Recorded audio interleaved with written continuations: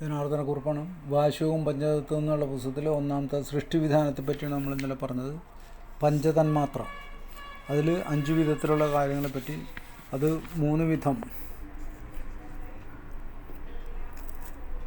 അതിൽ സാത്വികം, ശബ്ദ തന്മാത്രയുടെ സാത്വിക സമഷ്ടിഭാഗം ജ്ഞാനവും, സ്പർശ തന്മാത്രയുടെ സാത്വിക സമഷ്ടിഭാഗം മനസ്സും, രൂപതന്മാത്രയുടെ സാത്വിക സമഷ്ടിഭാഗം ബുദ്ധിയും,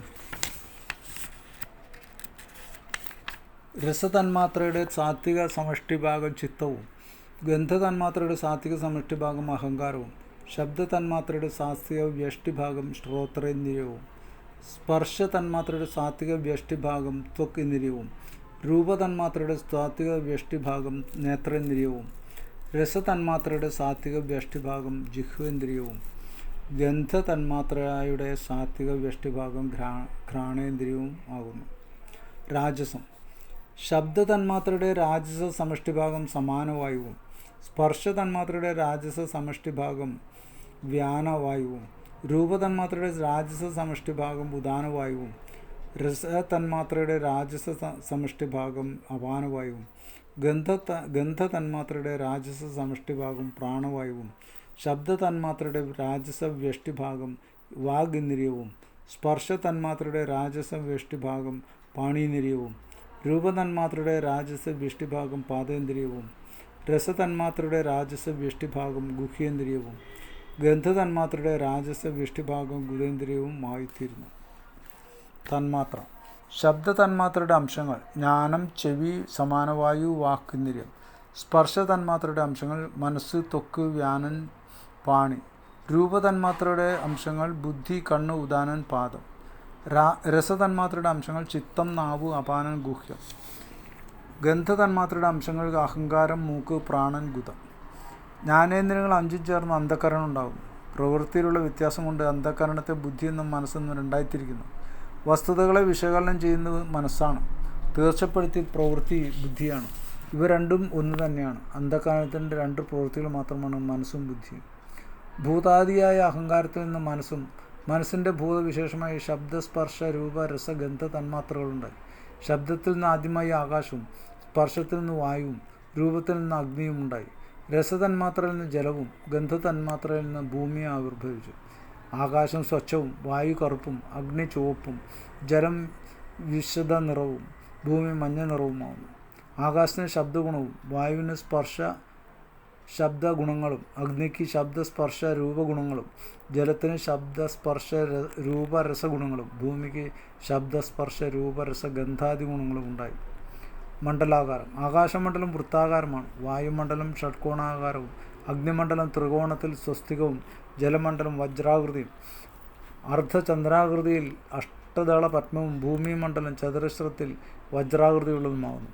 ഓരോ മണ്ഡലത്തിനും അതിൻ്റേതായ ബീജമന്ത്രമുണ്ട്. പഞ്ചഭൂതങ്ങൾ, നിവൃത്തി തുടങ്ങിയ പഞ്ചകലകളോടും കൂടിയതാണ്. ഇവ അതാത് മണ്ഡലങ്ങൾ മുങ്ങിക്കിടക്കുന്നു. നാദശരീരമായ ഹകാരത്തിൽ നിന്നുണ്ടായ പഞ്ചഭൂതങ്ങൾക്ക് ക്രമേണ ല, വ, ര, യ, ഹ എന്നീ ബീജങ്ങളും നിവൃത്തിയാദി കലകളും ഹകാരം മകാരാദികളോടു ചേർന്ന് ആ, ഈ, ഉ തുടങ്ങിയ ചേർന്ന് ഹ്രാം, ഹ്രീം, ഹ്രൂം, ഹ്രൈം, ഹ്രൗ എന്നായിത്തീർന്നു.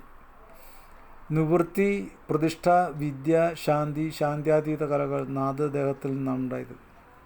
ജഗത്തിൻ്റെ പഞ്ചഭൂത സംബന്ധം. പഞ്ചഭൂതങ്ങളുടെ ഭിന്ന വിധമായ സംയോഗം കൊണ്ടാണ് പ്രപഞ്ചത്തിലെ സർവ്വവിധ ചരാചരങ്ങളും ഉണ്ടായത്. ജീവനുള്ളവ ചരങ്ങളാണ്, കൂടാതെ വെള്ളവും ചരമാണ്. അചരങ്ങൾ വൃക്ഷങ്ങൾ, പർവ്വതങ്ങൾ തുടങ്ങിയവ. ചരങ്ങളായവ വിയർപ്പ്, മുട്ടകൾ, സ്ത്രീ പുരുഷ സംയോഗം എന്നിവ 3 വിധമാണ് ഉണ്ടായത്. കൃഷികീടങ്ങൾ വിയർപ്പിൽ നിന്നുണ്ടാകുന്നവയാണ്. അണ്ഡജങ്ങൾ പക്ഷികൾ, സർപ്പങ്ങൾ, മത്സ്യങ്ങൾ തുടങ്ങിയവയുമാണ്. സ്ത്രീ പുരുഷ സംയോഗം കൊണ്ടുണ്ടാകുന്ന ശുക്ല ശോണിത സംയോജനം കൊണ്ടാണ് മനുഷ്യജന്മം ഉണ്ടാകുന്നത്.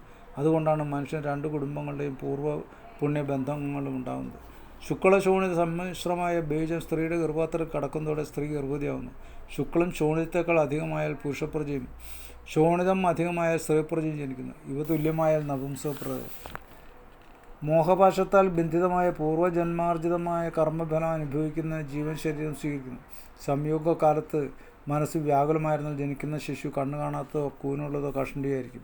വായുവിൻ്റെ ആ സംഘർഷം കൊണ്ട് ബീജം 2ആയി വിഭജിക്കപ്പെട്ടാൽ 2 ശിശുക്കളുണ്ടാകുന്നു.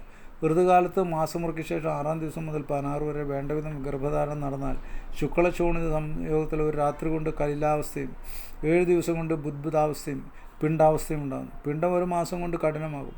2 മാസം കഴിയുമ്പോൾ കൈകാലുകൾ വളരുന്നു.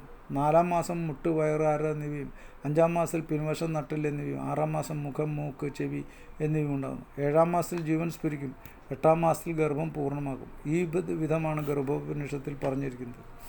ഗർഭപാത്രത്തിൽ കിടക്കുന്ന ശിശു മാതാവിൽ നിന്നും ആഹാരം സ്വീകരിച്ച് വളരുന്നു. 24 തത്വങ്ങൾ ചേർന്ന ശരീര രൂപം നൽകുന്ന ഗർഭസ്ഥ ശിശു ദിവസം, പക്ഷം, മാസം എന്നീ ക്രമത്തിൽ വളർച്ച പ്രാപിക്കുന്നു. ദോഷദൂഷ്യങ്ങളിൽ നിന്ന് സുഖം പ്രാപിക്കുന്ന ഗർഭസ്ഥ ശിശു 8-ാം മാസം കൊണ്ട് ഇന്ദ്രിയങ്ങളോട് കൂടിയ വ്യക്തിസ്വരൂപം പ്രാപിക്കുന്നു. ചെവി, ത്വക്ക്, കണ്ണ്, നാവ്, മൂക്ക് എന്നീ പഞ്ചേന്ദ്രിയങ്ങൾ ജ്ഞാനേന്ദ്രിയങ്ങളാണ്. ഇവ ശബ്ദം, സ്പർശ, രൂപ, രസഗന്ധം എന്നിവ അനുഭവയോഗ്യമാണ്. കർമ്മേന്ദ്രിയങ്ങൾ വാക്, പാണി, പാദ, വായു, ഉപസ്ഥങ്ങൾ യഥാക്രമം സംസാരശേഷി, കർമ്മം, ചലനം, വിസർജനം, ആനന്ദം എന്നിവ പ്രദാനം ചെയ്യുന്നു. കർമ്മേന്ദ്രിയങ്ങളെ മനസ്സ്, ബുദ്ധി, അഹങ്കാരം, ചിത്തം എന്നിവയാൽ നിയന്ത്രിക്കുന്ന അന്ധകരണം പ്രവർത്തിക്കുന്നു. പഞ്ചേന്ദ്രിയങ്ങളും പഞ്ചഭൂതങ്ങളും തന്മാത്രകളും കർമ്മേന്ദ്രിയങ്ങളും മനസ്സ് ഉൾപ്പെടെ 16 കാര്യങ്ങളാണ് പ്രകൃതി എല്ലാറ്റിനെയും നിയന്ത്രിക്കുന്നത്. അഹങ്കാരം, വ്യക്തം, മഹത് എന്നിവയും പഞ്ചഭൂതങ്ങളും ചേർന്ന് 8 കൂടിയ ശക്തി പ്രകൃതി ശാശ്വതമാണ്. പഞ്ചഭൂത തന്മാത്രകൾ, അഹങ്കാരം, മഹത് എന്നിവ 7 തത്വങ്ങളും ചേർന്ന് വികൃതിയുമാണ്. അങ്ങനെ സൃഷ്ടിവിധാനം കഴിഞ്ഞു. നമഃ ശിവായ.